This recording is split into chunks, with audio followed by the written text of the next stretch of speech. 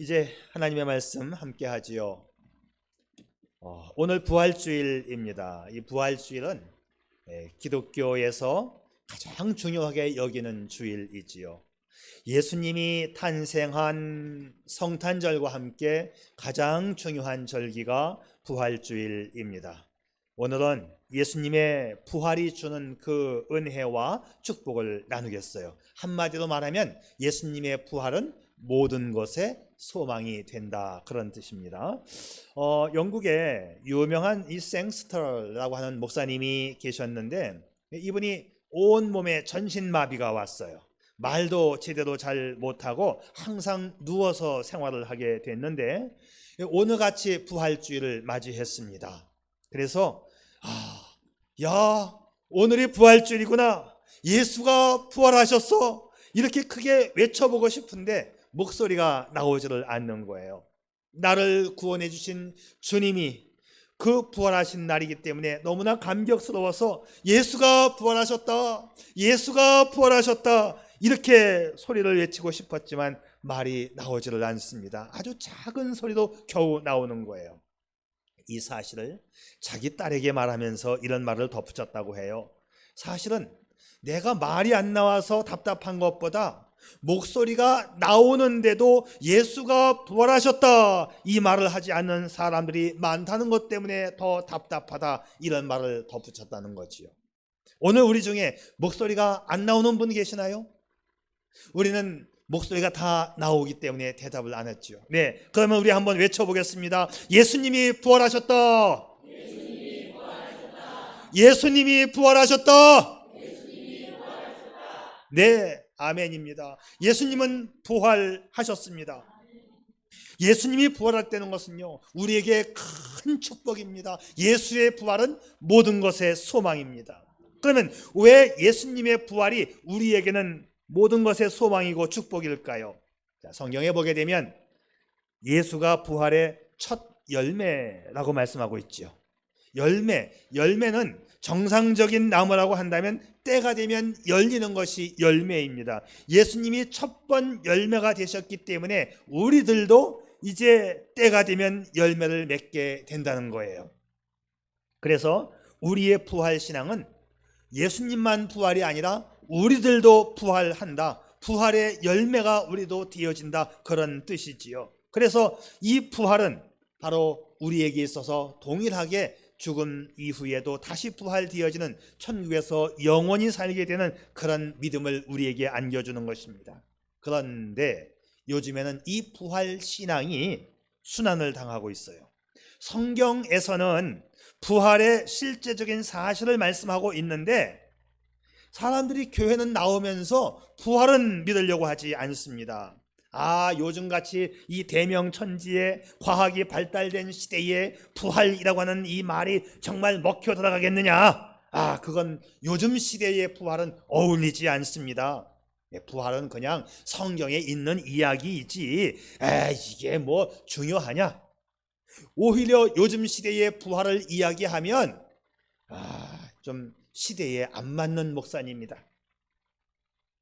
그래서 부활이 사실로 있어진 사실이냐 아니냐 보다도 그냥 성경에 있으니까 부활의 의미를 새기는 것이 더 중요하다, 이렇게 설교하는 목사님들이 꽤 많이 있는데 이건 잘못된 이단적 설교입니다. 부활의 의미가 중요하다, 그렇게 말하면 뭔가 좀 괜히 신선해 보이고 호소력 있어 보이고 이 시대에 맞는 말 같이 느껴집니다. 과학이 발달된 이 시대에 죽은 사람이 살아났다, 부활했다, 이런 말보다 그건 이 시대에 어울리지 않으니 부활의 의미가 중요합니다, 이렇게 이야기하면 젊은 사람들이 볼 때에 역시 우리 목사님은 깨었어, 우리 목사님은 신세대 목사님이야, 이렇게 인정을 하고 예수님은 육체적으로 부활하셨습니다 하면 우리 목사님은 꼰대야, 꼰대, 이런 시대가 되었어요. 마귀가 이 사실을 알고 부활을 물타기 하고 있어요. 지금 부활은 사실적으로 부활한 것이 중요한 것이지 그 사실적 부활과는 관계없이 의미가 중요하다, 이거는 말을 살짝 바꿔가지고 부활을 없는 것처럼 만들기 위한 마귀의 작전인 걸 여러분들이 아셔야 합니다. 그래서 이 부활 신앙이라고 하는 것은 우리에게 모든 소망이 되기 때문에 마귀는 이 사실적인 부활을 물타기 하면서 없애버리려고 하는 거예요. 여러분, 그 부활의 의미라고 하는 말에 여러분 속지 않기를 바랍니다. 부활이 없으면 구원받을 수 없어요. 오늘 성경 말씀에 이렇게 되어 있습니다. 너희가 만일 나의 전한 그 말을 굳게 지키고 헛되이 믿지 아니하였으면 이로 말미암아 구원을 얻으리라. 여기서 나의 전한 그 말이 뭐냐? 요거가 2절 말씀인데 그 앞절에 나와 있어요. 그 1절에 보면 형제들아 내가 너희에게 전한 복음 이렇게 되어 있죠. 그러니까 내가 전한 말이라고 하는 것은 주님께서 전한 복음을 말하는 거예요. 그리고 이어지는 3절과 4절 말씀에서는 복음에 대해서 이렇게 설명합니다. 이는 복음이라고 하는 것은 성경대로 그리스도께서 우리 죄를 위하여 죽으시고 성경대로 사흘 만에 다시 살아나셨다. 자, 3절과 4절 말씀에서 중요한 단어가 성경대로입니다. 성경대로. 우리 주님은 성경대로 죽으시고 성경대로 살아나셨다. 그래서 이 부활은 의미만 중요한 것이 아니고 실제적으로 성경대로 죽으시고 성경대로 살아나셨다는 것, 이걸 믿어야 구원을 받는 거예요. 죽고 사는 문제가 중요한 게 아니고 예수님이 살아났다 그게 중요한 게 아니고 그냥 부활의 의미만 알면 됩니다. 이건 잘못된 설교예요. 그런데 여러분들은 모르는 사이에 그렇게 설명하면 맞는 얘기 같으네, 이 시대에 어울리네 하고 그냥 속아 넘어갑니다. 우리는 구원에 대한 확신은 물론 모든 일에 소망이 생기기 위해서는 의미 정도가 아니라 실제적으로 우리는 육체적으로 우리 예수님이 부활하셨고 그분이 부활의 첫 열매가 되었기 때문에 나도 주님을 따라 나도 부활하게 된다는 그런 믿음을 갖고 살 수 있기를 축복합니다. 생각해 보세요. 사람이 죽었다가 살아난 사실을 믿는 사람에게는 못 믿을 게 없는 거 아니겠어요? 부활을 믿는 사람은 인생에도 능력이 있고 활기차게 살아갈 수 있는 것이지요. LA에서 이 스포츠 방송국에서 재미있는 조사를 해봤어요. 스포츠 시청자들에게 이미 알고 있는 경기, 한번 방영되었던 경기를 녹화 방송을 하면서 두 번째 방송에는 얼마나 시청률이 나오는가를 조사를 해보았어요. UCLA 대학이 농구 시합에서 이긴 내용을 재방송했는데, 물론 LA 지역에서는 UCLA 대학의 농구팀을 열렬히 응원하는 사람들이 많이 있었지요. 그러니까 그 열렬히 응원하는 사람들이 많이 살고 있는 이 LA 지역에서 두 번째 방송을 하면 과연 얼마나 볼까? 그래서 이틀 후에 재방송을 했더니 첫 번째 방송과 별 차이가 없더라. 거의 두 번째에도 동일한 수준으로 사람들이 시청을 했다는 결과가 나왔어요. 이게 무슨 의미냐 하면 사람들은 자기가 좋아하는 것에 대해서 자기가 호기심을 가지고 관심을 가지고 또 보고 또 본다는 사실이에요. 좋은 것, 내 마음에 드는 것은 재방송을 해도 또 본다는 사실이지요. 자, 여러분, 우리도 부활에 대한 확신과 소망을 가슴에 새기고 또 새길 수 있기를 축복합니다. 우리의 죽음 저 너머에 있는 부활을 믿는다면 우리는 이 부활 신앙으로 인하여서 우리 인생의 기쁨과 활력과 소망이 생기는 것이에요. 여러분, 날마다 부활 신앙으로 살아갈 수 있기를 축복합니다. 아멘. 그래서 부활이 없으면 반대가 되겠죠. 모든 것의 절망입니다. 부활이 없으면 모든 것의 절망이에요. 여러분, 유럽에 가면 문 닫은 교회가 굉장히 많아요. 교회가 문을 닫고 교회가 술집으로 바뀌고 교회가 그냥 텅텅 비어 있습니다. 한때 번성하고 풍성해지던 교회가 몰락한 이유가 뭐냐? 예수님의 부활을 의심하기 시작하면서부터 유럽의 교회는 텅텅 비기를 시작했습니다. 예수님의 부활을 인간적인 지성과 이성으로 판단하기를 시작했어요. 사람이 죽었다가 살아난다고? 그거 불가능한 일 아니야? 예수님이 죽었다가 살아났다고? 그거 불가능한 일 아니야? 이렇게 의심을 하기 시작하면서부터 유럽 교회가 문을 닫기를 시작한 거예요. 부활을 의심하고 나니까 성경 전체를 또 의심하게 되는 거죠. 부활 하나만 안 믿으면 성경 전체를 안 믿게 되는 것입니다. 그래서 이 중요한 부활에 대해서 마귀는 우리들로 하여금 부활을 믿지 못하도록 계속 작전을 피는 거예요.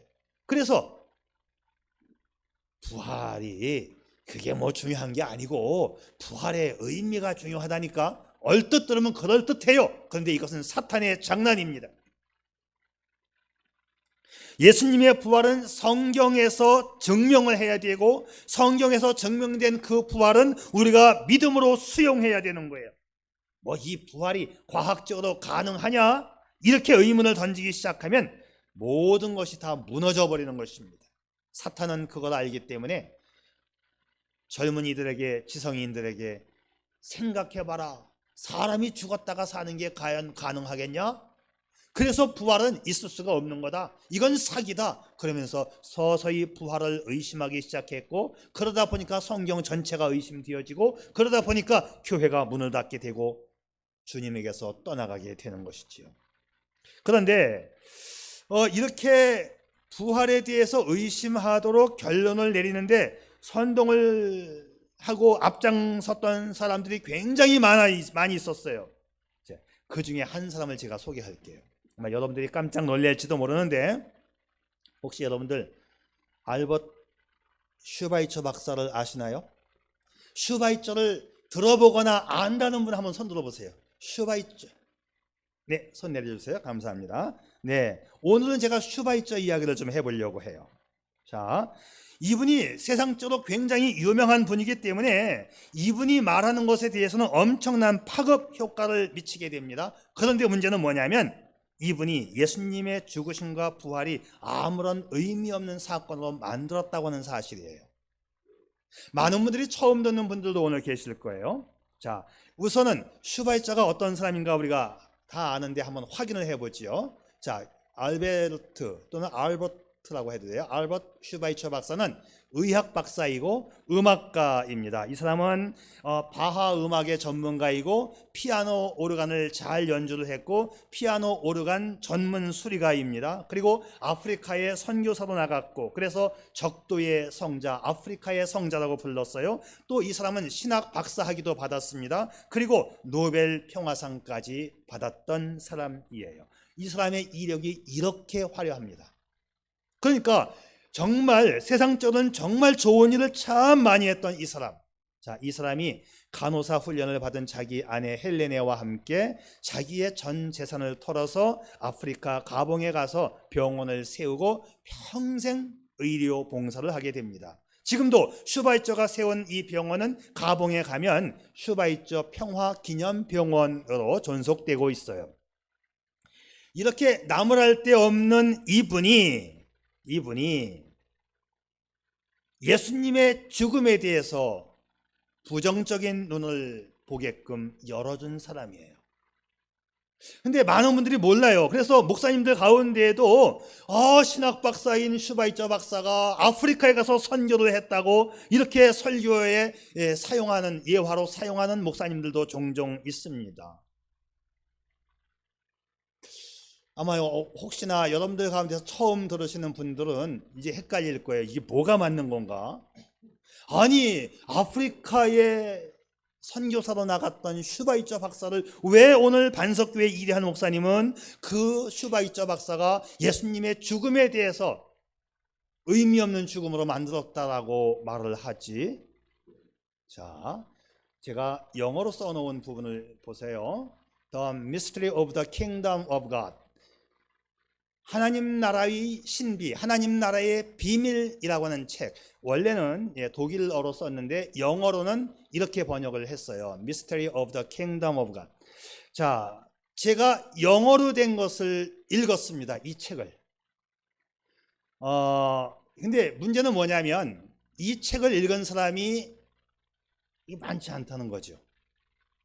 자, 그럼 이 책의 내용을 제가 좀 간단하게 설명을 제가 드릴게요. 제가 미국에서 공부할 때 미국의 신학교들 가운데에서 보수주의 신학에서는 이 책이 필독서였어요.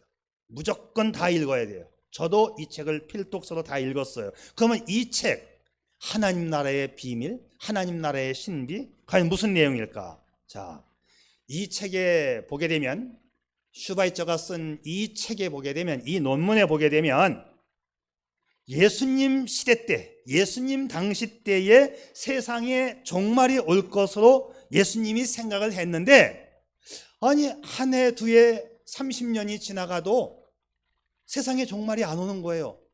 그래서 이 슈바이처가 하는 말, 예수님이 하나님 앞에 땡깡을 썼다는 거죠. 하나님, 세상에 종말이 빨리 오면 내가 그때에 메시아로서 내 사역을 하려고 하는데 왜 종말이 안 옵니까? 하나님 나라가 왜 임하지 않습니까? 그래서 예수님이 하나님 앞에 땡깡을 쓰는 게 무슨 땡깡이냐? 나 하나님, 내 당시에 종말이 안 오면 나 십자가에 죽을 겁니다. 나 십자가에 죽을 겁니다. 이렇게 하나님 앞에 땡깡을 쓰면 하나님께서 죽지 마라, 죽지 마라. 내가 종말을 보낼게. 그때부터 네가 메시아가 되라. 그래서 하나님 앞에 땡깡 쓰는 신용을 하면서 그렇게 해가지고 종말이 오면 그때부터 메시아 활동을 하려고 했었는데, 그래서 하나님 앞에 땡깡 쓰고 하나님 앞에 겁주고 하는 방식을 취하다가 잘못해서 창으로 살짝 찔러야 되는데 너무 깊숙이 찔러가지고 그만 죽었다라고 하는 게 슈바이처 박사가 쓴 책의 내용이에요. 황당하지요. 정말 황당하지요. 한국에서는 이 책을 쉬쉬쉬 하면서 공개를 안 하고 오히려 미화해서 포장을 하는데, 누가 미화해서 포장할까요? 자유주의 교단에 있는 분들이. 그리고 미화해서 포장한 책은 나왔는데 제가 보니까 그런 내용은 뺐더라고요. 좋은 내용만 가지고 하게 되면 이 사람 칭찬할 일이 많지요. 자기 재산 전 재산을 팔아가지고 아프리카에 가서 의사로서 활동을 했으니까. 그런데 신학적이고 성경적인 입장에서 보게 되면 이분은 성경을 완전히 잘못 이해한 거예요. 우리 인간의 죄 때문에 십자가에 돌아가신 게 아니고 하나님 앞에 땡깡 쓰다가 십자가에서 잘못해갖고 창으로 깊게 찌르는 바람에 죽은 게 된 거죠. 예수님의 죽음을 완전히 잘못 이해하게 만들었어요. 저는 영어로 읽었기 때문에 영어로 읽은 내용을 제가 말씀드리는 건데 사실이에요. 잘못됐으면 독일말에서 영어로 번역이 잘못됐겠지요. 저희들은 이 책을 읽으면서 신학생들과 함께 이게 사실일까? 이게 사실일까? 누가 독일말 할 줄 아는 사람은 독일어로 한번 읽어봐. 뭐 이런 말까지 우리가 했었을 정도니까. 그래서 예수님이 자기가 죽기로 결심을 하고 강제적으로 하나님 나라가 임하게 해서 메시아 활동을 하려고 백성들을 선동하고 대제사장들과 장로들을 선동해서 자기를 십자가에 못 박도록 자작극을 꾸민 것으로 그렇게 자기 책에 쓰고 있습니다. 어찌되었건 잘못돼서 예수님이 십자가 위에서 죽었는데도 하나님 나라 재림은 아직 이루어지지 않고 있습니다. 지금도 많은 사람들이 자유주의 편에 서서 슈바이처를 미화시키고 자유주의 학자들 간에는 여전히 위대한 성자로 추앙하고 있는 것이 사실이에요. 지금도 한국의 목사님들 가운데 엄청나게 많은 분들이 슈바이처를 존경하고 있습니다. 인간적으로는 좋은 일을 했지만 성경을 완전히 파괴시킨 장본인 아닐까요? 마귀가 참 좋아하는 거지요. 이 똑똑하고 훌륭한 사람 한 사람만 뒤집어 버리면 많은 사람이 추앙할 것이 아니냐. 이게 마귀의 작전이에요. 예수님의 십자가의 죽음과 부활은 기독교의 근본을 이루고 핵심 교리입니다. 기독교의 대적자들은 이 부활을 없애기 위해서 별의별 수단을 다 동원하고 있어요. 슈바이처도 그 사람 중에 한 사람이 된 겁니다. 기독교는 예수님의 죽으심과 부활이라고 하는 이 큰 기둥으로 세워졌기 때문에 십자가의 죽으심과 육체의 부활이 없으면 기독교는 그날로 무너지는 겁니다. 그러니까는 유럽의 교회가 다 문을 닫게 된 것이지요. 부활 신앙은 모든 것의 희망인데 부활이 무너졌기 때문에 유럽의 기독교는 문을 닫게 되면서 모든 희망은 사라지게 됐습니다. 오늘 성경 말씀에 보게 되면 이제 마지막 결론이에요. 이렇게 되어 있죠. 예수님은 약속대로 죽으셨고 약속대로 부활하셨다. 예수님은 실수로 죽은 게 아니고 실제로 죽으셔야만 했습니다. 구약의 예언과 약속대로 하나님의 뜻에 의해서 죄인들을 위하여 대신 죽으셔야만 했고 3일 만에 부활하셔야만 했던 것, 이것이 성경의 약속이에요. 자, 오늘 말씀 한번 같이 읽을까요? 자, 화면에 있는 내용 다 같이 시작. 형제들아, 내가 너희에게 전한 복음을 너희에게 알게 하노니 너희가 만일 나의 전한 그 말을 굳게 지키고 헛되이 믿지 아니하였으면 이로 말미암아 구원을 얻으리라. 이는 성경대로 우리 죄를 위하여 죽으시고 성경대로 사흘 만에 다시 살아나사. 아멘. 이 말씀의 요약을 해보면 복음을 믿으면 구원받는다. 복음은 예수님의 죽으심과 부활이 핵심이다. 이 복음은 성경에 예정된 내용이다, 이런 뜻이죠. 저는 이 성경 구절 가운데서 가장 중요한 성경 구절 하나를 꼽으라고 한다면 성경대로, 맨 밑에 있는 성경대로라는 이 구절을, 이 단어가 가장 중요한 단어라고 저는 생각을 해요. 성경대로 우리의 죄를 위하여 죽으시고 성경대로 사흘 만에 다시 살아나셨다. 자, 부활하신 주님께서 11 제자에게 나타나셨습니다. 그리고 이렇게 말씀하셨어요. 내 손과 발을 보고 나인 줄 알라. 또 나를 만져보라. 영은 살과 뼈가 없으되 너희 보는 바와 같이 나는 있느니라. 이 말씀을 하시고 손과 발을 보이시니 그들이 너무 기쁨으로 아직도 믿지 못하고, 보았고 만져봐서 예수님을 확인했는데 나중에는 믿었어요. 그리고 너무 기뻐서 그냥 이게 황홀해가지고 이게 지금 어떻게 된 거지? 너무 기쁨으로 아직도 믿지 못하고, 사실은 믿은 거예요. 믿었는데 그냥 어리벙벙한 거예요. 너무 기쁨으로 아직도 믿지 못하고, 못 믿은 게 아니고 사실은 어리벙벙한 거지요. 말씀대로 주님이 살아나셨다고, 예수가 부활하셨다고. 처음에 제자들도 못 믿었습니다. 예수님을 보고 영으로 생각했어요. 어떤 육체가 없는 유령이 나타난 게 아닌가 의심을 했죠. 주님이 와서 만져봐라, 눈으로 보아라. 그래서 눈으로 보고 만져보았어요. 제자들은 너무나 기뻐서 어쩔 줄 몰랐어요. 너무 기뻐서라는 말은 예수님의 부활을 확인하면서 느끼는 그 감격과 놀라움이지요.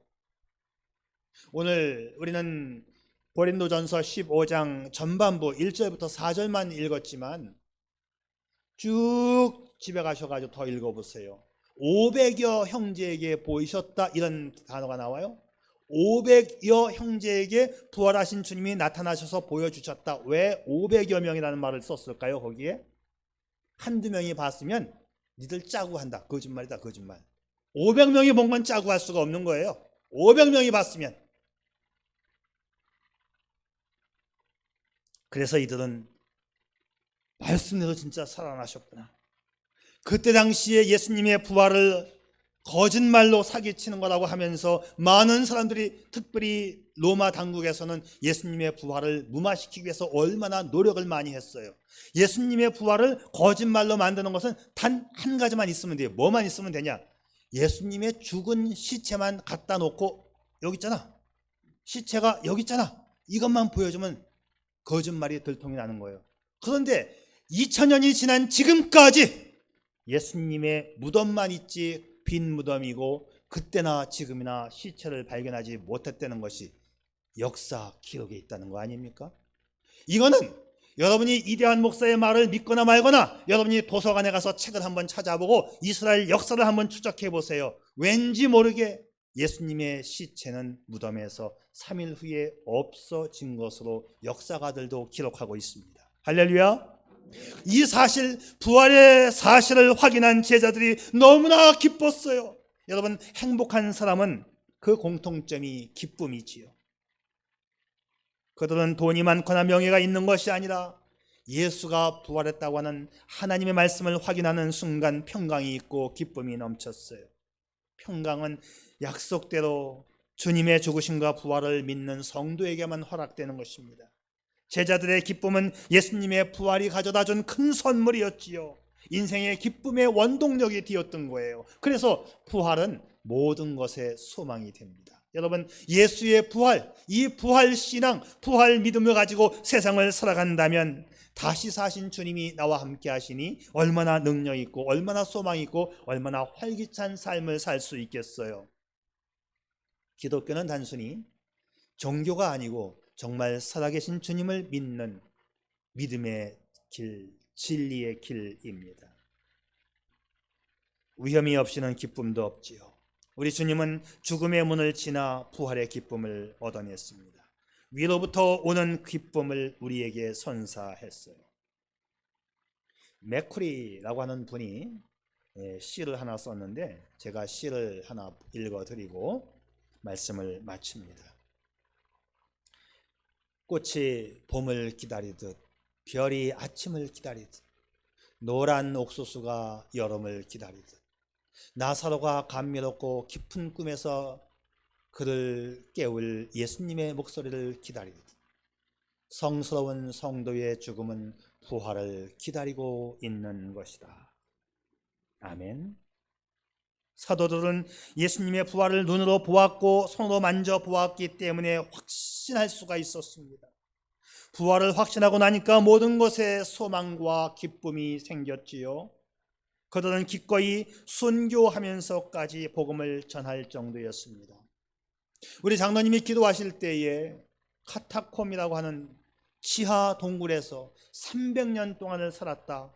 로마가 통치할 당시에 예수 믿는 것이 발각되면 사형을 당하니까 부활하신 예수님이 너무나 분명하기 때문에 그 예수님을 믿어야 하는데 로마 당국에서는 믿지 못하게 하니까 300년을 거기서 태어나서 거기서 죽었다는 이야기 있지요. 터키에 가보세요.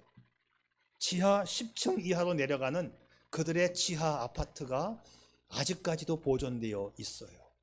로마에 가도 있습니다.